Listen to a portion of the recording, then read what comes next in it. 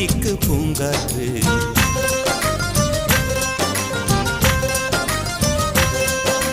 மலரே ஒரு வார்த்தை பேசு இப்படிக்கு பூங்காற்று